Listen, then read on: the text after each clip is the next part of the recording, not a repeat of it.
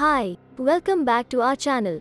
आज हम आपको 2019 की एक एक्शन कॉमेडी फिल्म के बारे में बताएंगे जिसका टाइटल है एग्जिट। ली योंग नाम का एक युवक अपने माता पिता के साथ रहता है क्योंकि उसे नौकरी नहीं मिल रही है, चाहे वो कितनी भी जगह अप्लाई करे। हालांकि वो कॉलेज में एक ब्रिलियंट स्टूडेंट हुआ करता था, क्लाइंबिंग क्लब का मेंबर था जहां उसने कई मेडल्स भी जीते। आजकल वो पार्क में पुल अप बार पर बहुत ज्यादा समय बिताता है और उसे शहर का वियर्डो माना जाता है। उसके भतीजे को भी उसके साथ पब्लिक में दिखना पसंद नहीं है। योंग नाम अभी भी अपने क्लाइंबिंग इक्विपमेंट अपने कमरे में रखता है जिसे उसकी बहन युंग हायन जगह की वेस्टेज मानती है। अपनी माँ के 70th बर्थडे के लिए परिवार एक बड़ा सेलिब्रेशन मनाना चाहता है, इसलिए योंग नाम सबको कन्विंस करता है कि उन्हें क्लाउड गार्डन में सेलिब्रेट करना चाहिए, जो घर से बहुत दूर है। लेकिन वहाँ उसका पुराना क्रश और फेलो क्लाइंबिंग क्लब मेंबर यूई जू काम करती है और जिसे उसने कॉलेज के बाद से नहीं देखा है। पार्टी के दौरान ज्यादातर घरवाले उसकी लाइफ को लेकर वियर्ड सवाल करते हैं और जब वो एंड में यूई जू से मिलता है तो चीजें और भी ऑकवर्ड हो जाती हैं। वे बात करने के लिए वहां से चले जाते हैं। योंग नाम यूई जू पर इम्प्रेशन जमाने के लिए झूठ बोलता है कि वो एक कंपनी का हेड है। ये सुनकर यूई जू हैरान हो जाती है। फिर दिखाया जाता है कई साल पहले योंग नाम ने यूई जू को प्रपोज किया था, लेकिन उसने योंग नाम का प्रपोजल ठुकरा दिया था। आगे वो झूठ बोलता है और यूई जू से कहता है कि उसे नहीं पता था कि वो वहाँ काम करती है। योंग नाम का परिवार देर तक पार्टी करता है।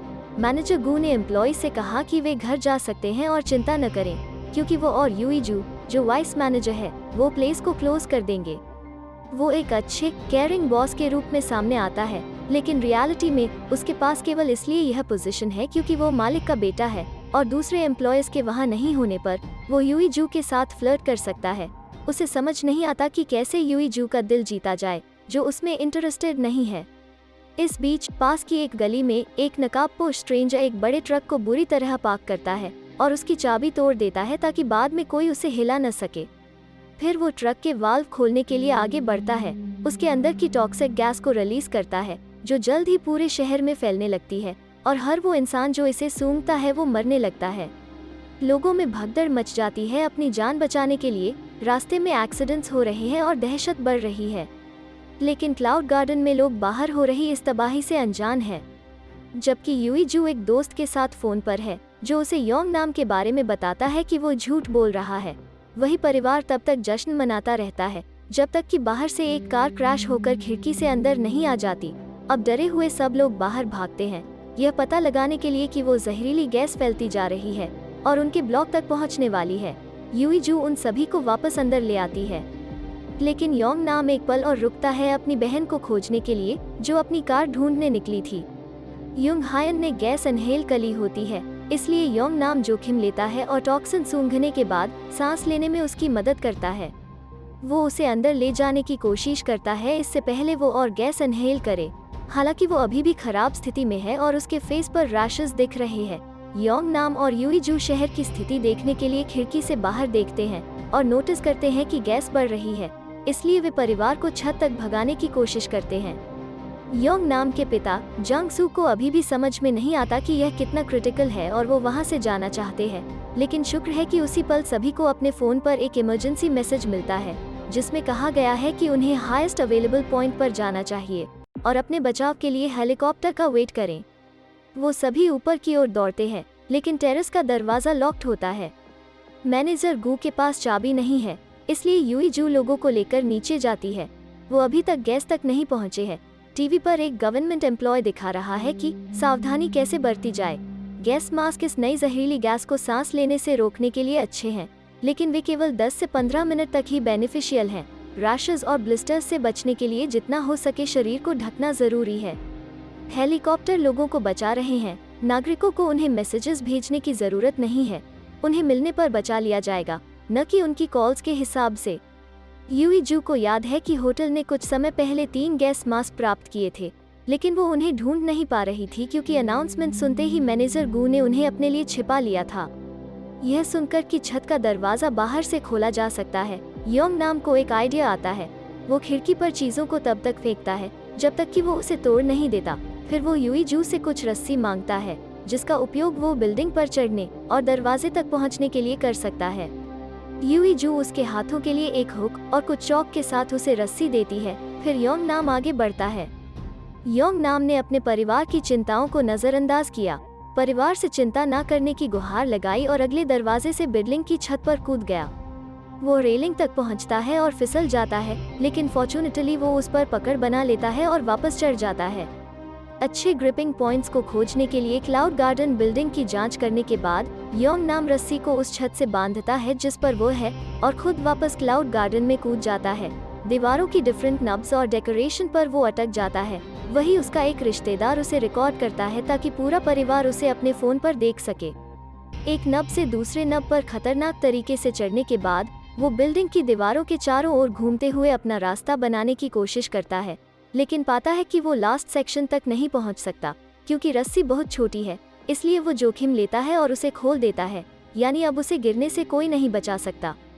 योंग नाम ऊपर चढ़ता जाता है और जैसा कि वो अपने कॉलेज की ट्रेनिंग को याद करता है, एक शेर की मूर्ति के सिर को पकड़ने के लिए एक खतरनाक छलांग लगाता है।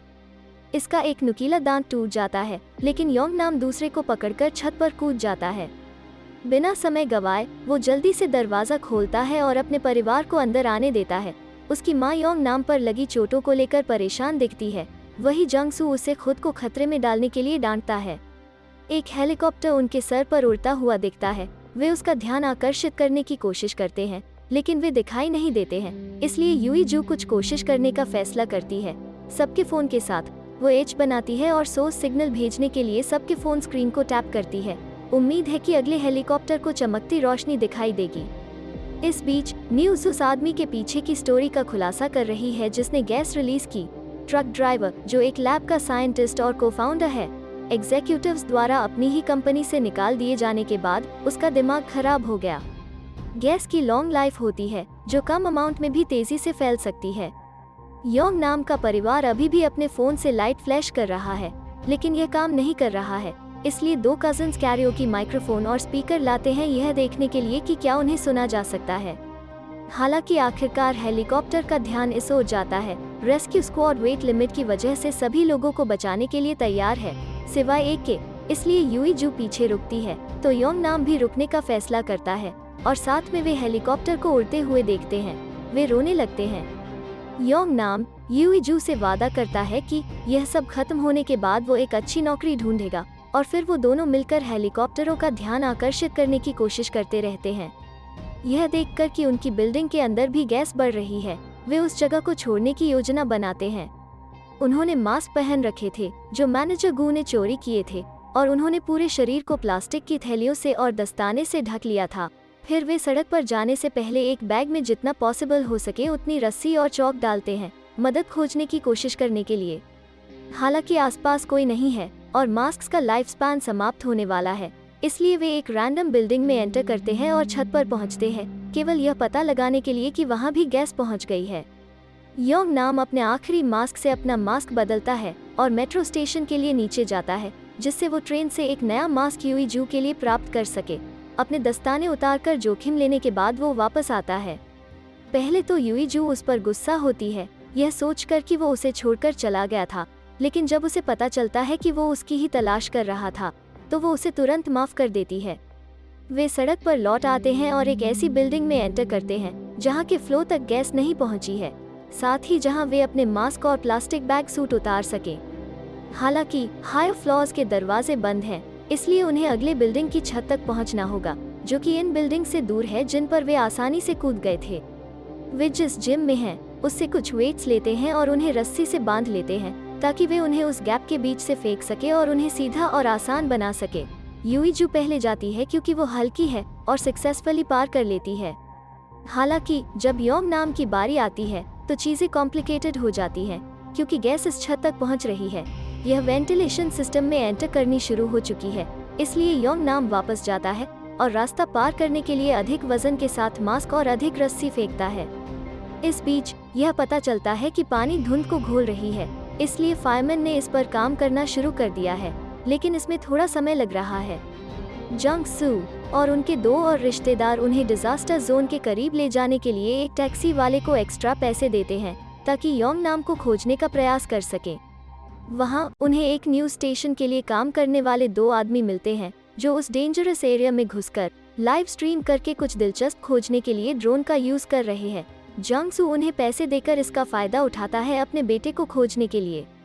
योंग नाम और यूई जू एक नई बिल्डिंग की छत पर पहुंचते हैं, जहां क्राइसिस से पहले एक बाजार था। चारों ओर लोगों के कार्डबोर्ड कटआउट का एक पाइल पड़ा है। उन्होंने उसे साथ रखा ताकि ऐसा लगे कि उनके साथ और भी लोग हैं जिन्हें बचाने की आवश्यकता है। वे हेलीकॉप्टरों का ध्यान आकर्षित करने की कोशिश करने के लिए फिर से अपने फोन की फ्लैश लाइट का यूज करना शुरू कर देते हैं।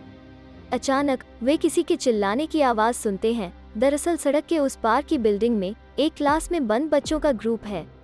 यूई जू उन्हें यह संकेत देने की कोशिश करती है कि फायर एस्केप का कैसे इस्तेमाल करना है, लेकिन इस बीच एक बच्चा कोशिश करते करते लगभग मर जाता है। अंत में एक हेलीकॉप्टर आता है और मदद के लिए उनके करीब आने लगता है, लेकिन योंग नाम और यूई जू जानते हैं कि उन्हें क्या करना है, इसलिए वे बच्चों के बचाव की ओर इशारा करना शुरू करते हैं। रेस्क्यू स्क्वाड को उनकी बात समझ नहीं आती है, इसलिए अपनी बात को क्लियर तरीके से बताने के लिए दोनों कार्डबोर्ड का यूज करते हैं। यहाँ तक अपने शरीर से ऑपोजिट बिल्डिंग की ओर इशारा करते हुए फ्लो पर एक तीर बनाते हैं। हेलीकॉप्टर मैसेज अल्टीमेटली समझ जाता है और उनके बजाय बच्चों को बचाता है। अब योंग नाम और यूई जू दूसरे हेलीकॉप्टर के आने का वेट करते हैं, लेकिन जब वे कुछ दूरी में एक गैस स्टेशन को उड़ता हुए देखते हैं तो वो अपने आखिरी पल गिनना शुरू कर देते हैं, क्योंकि पॉइजनस मिस्ट की लहर उनके पास पहुंच रही है। यूई जू एक टावर क्रेन की ओर पॉइंट करती है, जो कि वहां से कुछ ब्लॉक की दूरी पर है, यह तय करते हुए कि वहां पर वो सुरक्षित रह सकते हैं, और वे फिर से बिल्डिंग छोड़ते हैं। दोनों पूरे शहर में भागना शुरू कर देते हैं। जंगसू ने ड्रोन से उन्हें ढूंढ लिया है और उनका पीछा किया जा रहा है। उनके भागने की रिकॉर्डिंग समाचार स्टेशन टीवी पर दिखाई जा रही होती है, और अब हर कोई देश में उनकी प्रोग्रेस को फॉलो कर रहा है और उनके लिए चीयर कर रहा है। एक एडवर्टाइजिंग साइन का यूज करके उसकी बिल्डिंग पर चढ़ने के बाद योंग नाम और यूई जू देखते हैं कि दूसरी बिल्डिंग पर कूदने के लिए वो बहुत दूर है। उसी समय उनका पीछा करने वाला ड्रोन गिर जाता है क्योंकि इसकी बैटरी खत्म हो जाती है। यह सोचकर कि यह उनका अंत है, वे रोने लगते हैं और योंग नाम झूठ बोलने के लिए यूई जू से माफी मांगता है।